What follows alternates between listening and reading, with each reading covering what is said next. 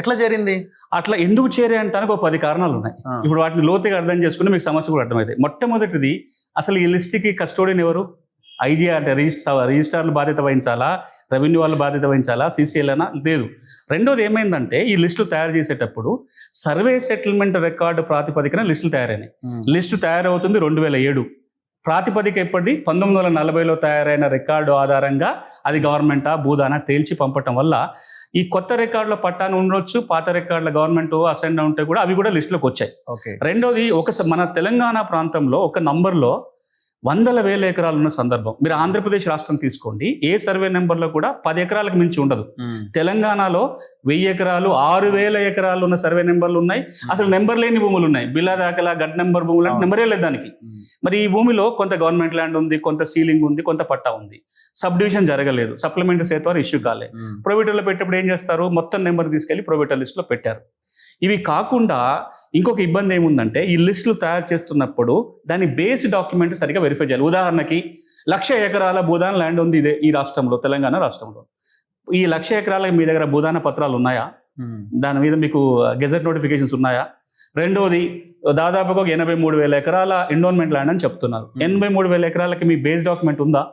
ఇందులో లేకుండా కూడా లిస్టులో వచ్చినాయి. ఇట్లా నేను చెప్పుకుంటూ పోతే ఈ కారణాలు కావచ్చు, టెక్నికల్ మిస్టేక్స్ 10 చోట్లకి వెళ్ళి లిస్టులు తీసుకున్నారు, కలిపి ఒక లిస్టు తయారైంది.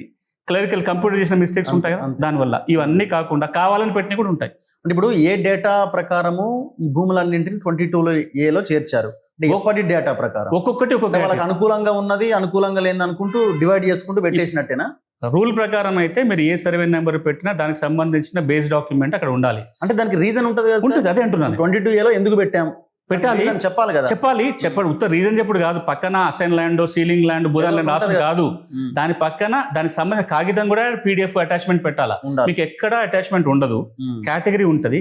కానీ దీన్ని ఎక్కడి నుంచి తీసుకున్నారు? అసైన్మెంట్ ల్యాండ్ అయితే అసైన్మెంట్ రిజిస్టర్లో ఉంటేనే ఇక్కడ పెట్టాలి. భూదాన్ ల్యాండ్ అంటే దానపత్రం ఉంటేనే పెట్టాలి. Ceiling surplus land gazette notification ఉంటేనే తెచ్చి పెట్టాలి. ఎండోన్మెంట్ అంటే ఎండోన్మెంట్ గెజెట్ లో ఉండాలి. వక్ఫ్ ల్యాండ్ అంటే వక్ఫ్ గెజెట్ లో ఉండాలి. కోర్టు తీర్పు అంటే కోర్టు తీర్పు కాపీ ఉండాలి. ఇవన్నీ ఉన్నాయి మాత్రమే ఇక్కడికి రావాలి.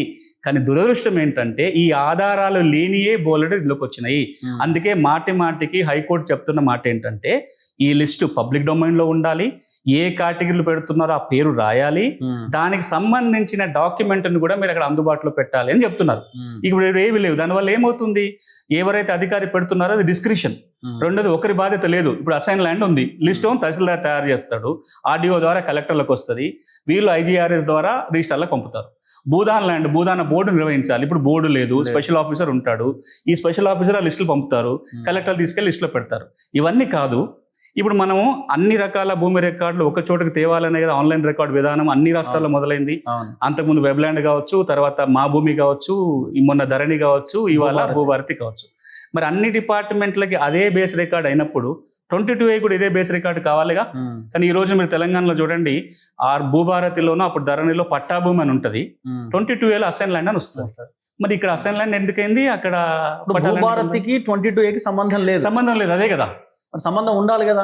సంబంధం ఇది ల్యాండ్ అంటే భూభారతి కేవలం వ్యవసాయ భూములకు సంబంధించిన రికార్డు, పట్టా భూములు వ్యవసాయం సంబంధించిన రికార్డు. 22A అనేది వ్యవసాయ భూమి, వ్యవసాయేతర అన్ని రకాల ఆస్తులకు సంబంధించిన రికార్డు. 22Aలో గనక వ్యవసాయ భూమి ఉంటే దానికి భూభారతికి తప్పనిసరిగా సింక్ కావాలి. సింక్ కాలేదంటే ఇబ్బంది ఉన్నట్లే. కానీ చేసే పద్ధతి లేకపోవటం వల్ల, అంటే ఈ రోజున కర్నూలు చావుడికి శతకోటి కారణాల లాగా 22A ఇన్ని తప్పుల తడకగా కావడానికి ఒక పక్కన టెక్నికల్ కారణాలు ఉన్నాయి, లీగల్గా సరైన గైడ్లైన్స్ లేకపోవటం ఉంది, ఆఫీసర్ల తప్పిదాలు ఉన్నాయి, దాని మీద సరైన అజమాయిషి లేకపోవడం ఉంది. ఏదైతేనేమి ఇప్పుడు ఒక పెద్ద సమస్యగా తయారై ఉంది. ఇది ఎందుకు పెద్ద సమస్యగా ఉంది అంటే, ఒకటి, ఆపదలు అమ్ముకోవాలంటే ఇది అడ్డం వస్తుంది. అవును, నాకు కష్టం ఉన్నప్పుడు, నాకు పాస్బుక్ లేకపోయినా, రైతు బంధు రాకపోతే, ఈసారి రాకపోయినా రేపు ప్రయత్నం చేస్తా. నేను అమ్ముకోవడానికి ఎప్పుడు పోతా? నాకు అర్జెంట్గా అవసరం ఉంటేనో ఇంకేదో పని కోసం పోతా. అప్పుడు తెలుస్తుంది నాకు 22లో. మీకు ఇంకా అదృష్టం, తెలంగాణలో కేవలం హైదరాబాద్లో కొద్దిమందికి తెలిసినట్లుంది. చాలా మందికి వాళ్ళ ఆస్తి ప్రోబేటర్లో ఉందని తెలియదు. ఇప్పుడు చాలా మంది మనం అదే మన రికార్డ్స్ ఇంట్లో ఉంటాయి, మనం ఎందుకు వెళ్ళి అడుగుతాం, మన ఫోన్ లో చూసే అవసరం ఎందుకు అవసరం వస్తుంది? ఎందుకు ఇప్పుడు వస్తుంది? రోగ లక్షణాలు కనపడ్డప్పుడే ట్రీట్మెంట్ కో ల్యాబ్ కో పోతాం. అంతే. ఎవరో బాగా డబ్బులు ఉన్న వాళ్ళు లేకపోతే అవగాహన ఉన్న వాళ్ళు ఏం చేస్తారు, సంవత్సరానికి ఒకసారి 2 ఏళ్ళకి ఒకసారి ల్యాబ్ పోయి టెస్టులు చేయించుకుంటారు. అంత బాగానే ఉందా లేదు? ఎంతమంది ఆ ప్రికాషనరీ స్టెప్ చేయగలుగుతారు? సో తెలంగాణ గ్రామీణ ప్రాంతాలలో 22 ఏళ్ళ వాళ్ళ భూమి ఉందా లేదా అని ప్రతి రైతుని మీరు చూసుకోమని ఈరోజు అడిగి ఉంటే, ఇప్పుడు అడగండి మన ఛానల్ ద్వారా. 22 లిస్టు IGRS వెబ్సైట్లో ఉంటుంది. తెలంగాణ రాష్ట్రంలో భూములు ఉన్న వాళ్ళందరూ లిస్టులో చూసుకోమంటే ఎంతమంది వస్తారు? అది రోజు రోజుకి పెరిగిపోతుంది ఆ సమస్య. సో అయితే ఇప్పుడు పాయింట్ ఏంటంటే, జనరల్ అంటే మీకు అనిపించింది, మీరు ఎందుకంటే అక్కడ పనిచేసి వచ్చారు కాబట్టి, భూభారతి చట్టం మీద పనిచేశారు, ఈ గవర్నమెంట్ ఎట్లా పనిచేస్తుందో మీరు తెలుసుకున్నారు, అండ్ దట్టు ధరణి ద్వారా జరిగిన ఈ వ్యవహారాలు ఇవన్నింటి తర్వాత మీరు భూభారతి అని ఒక చట్టం తెచ్చారు, అధికారాలను బదలాయింపు, ఇట్లా ఒక చట్టం తయారు చేశారు. తర్వాత ఇంప్లిమెంటేషన్ ప్రాసెస్ కూడా ఎక్కడిదక్కడే ఉన్నది. అసలు గవర్నమెంట్ ఆలోచన విధానం ఎట్లున్నది, అధికారుల ఆలోచన విధానం ఎట్లున్నది, ఈ వ్యవహారం చూసిన తర్వాత ఇదంతా కావాలనే చేశారు, ఎందుకంటే మంత్రి అంటున్నాడు అధికారులు చేసిన తప్పిదం ఇది, ఐఎమ్ వెరీ సారీ, ముఖ్యమంత్రి ఇల్లు కూడా 22Aలోనే ఉన్నది అని చెప్తున్నారు. సో ఇది కావాలని జరిగిన వ్యవహారం కింద మీకు అనిపిస్తున్నదా? అంటే అది ఒక్క మాట చెప్పలేను. అంటే మనం దీన్ని కావాలని చేశారంటానికి 22 లిస్ట్ని విడిగా చూడాలి, భూభారతిని విడిగా చూడాలి.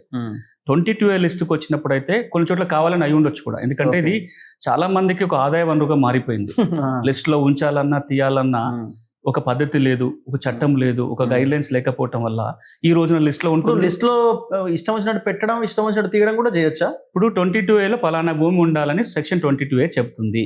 ఆ తర్వాత ఏ ప్రాతిపదికన లిస్టు తయారు కావాలి, ఏమేమి ఆధారాలు చూడాలి, ఏ ఆఫీసరే దీనికి ఆథరైజ్డ్ ఉంటాడు, ఒకవేళ పెట్టిన ఆయన దానికి ఏ విధంగా బాధ్యత వహించాలి, తప్పుడు సర్వే నెంబర్లు కనుక 22Aలో పెడితే ఎట్లాంటి చర్యలు తీసుకోవచ్చు, ఎక్కడ ఉంది చెప్పండి నాకు.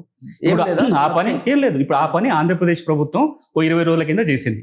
ఒక 17 పేజీల సుదీర్ఘమైన గవర్నమెంట్ ఆర్డర్ ఇచ్చుకుంటూ 22Aలో ఏ భూమిని ఏ విధంగా పెట్టాలి, ఏ ఆఫీసర్కి అధికారం ఉంటుంది, పెట్టాలంటే ఏ కాగితాలు చూడాలి, పొరపాటు జరిగితే కనుక దాన్ని ఏ విధంగా తొలగించాలి, ఎవరెవరికి ఎంక్వైరీ నోటీసులు ఇవ్వాలి, ఇవంతా డీటెయిల్ ప్రాసెస్ ఉంది. దాని మీద మళ్ళీ ప్రతి సంవత్సరము కింద అధికారులు తీసుకున్న నిర్ణయాల మీద 5% నిర్ణయాలని CCLA ఆడిట్ చేయాలి. ఇంత మెకానిజం ఇప్పుడు పెట్టారు. ఈ తెలంగాణలో ఇప్పటికీ ఆ మెకానిజం లేదు. ఉదాహరణకి అసైన్మెంట్ భూములు ఉన్నాయి. తెలంగాణలో 25 లక్షల ఎకరాల అసైన్మెంట్ భూమి ఉంది. ఎవరు లిస్టులో పెట్టాలి, ఏ కాగితం ఆధారంగా దాన్ని అసైన్మెంట్ అని నిర్ధారణ చేయాలి. ఒక పక్కన భూభారతిలో పట్టా భూమి అన్న కనపడిన సర్వే నంబరు 22Aలోకి వచ్చిన తర్వాత అసైన్మెంట్ అని ఎందుకు వస్తుంది? సో ఒకటి ఆ గైడ్లైన్స్ లేకపోవడం ఒక కారణం అయితే, రెండో కారణం ఏంటంటే అధికారాలు ఎవరికి ఉన్న దాని మీద కూడా స్పష్టత లేదు. మూడోది, సరే సమస్య వచ్చింది, అది టెక్నికల్ ఇబ్బంది కావచ్చు, ఎవరో కావాలని చేసింది కావచ్చు, పరిష్కార విధానం ఉండాలి కదా. ధరణి ఫెయిల్యూర్కి అదే కారణం, ఇప్పుడు 22Aకి అదే కారణం. ధరణి ఫెయిల్యూర్కి కారణం ఏంటంటే, మీరు అన్ని రికార్డులు తీసుకొచ్చి మేము ఏదో ప్యూరిఫై చేసామని చెప్పి LRUP ప్రోగ్రామ్ ద్వారా కంప్యూటర్లో ఒక రికార్డులో పెట్టారు, దానికి ధరణి అని పేరు పెట్టారు. తర్వాత ఏమన్నారు, ఇందులో ఏ సమస్యలను మీరు కోర్టుకు పోవాల్సిందే అన్నారు. అసలు ఎక్కడ దరఖాస్తు పెట్టిన అవకాశం లేదు. ప్రతిసారి కంప్యూటర్ రికార్డు వచ్చినప్పుడు తప్పులు ఉంటాయి. ఆ తప్పులని సవరించే సరి అయిన యంత్రాంగం విధానం లేకపోవటం వల్ల సమస్యలు ఎక్కువ వస్తున్నాయి. భూభారతి అనే చట్టము ROR హక్కుల రికార్డుకు సంబంధించి ఈ సమస్యలన్నిటికీ చట్టంలో ఒక పరిష్కారం చూపించింది. కానీ చట్టం ఒకటే సరిపోదు.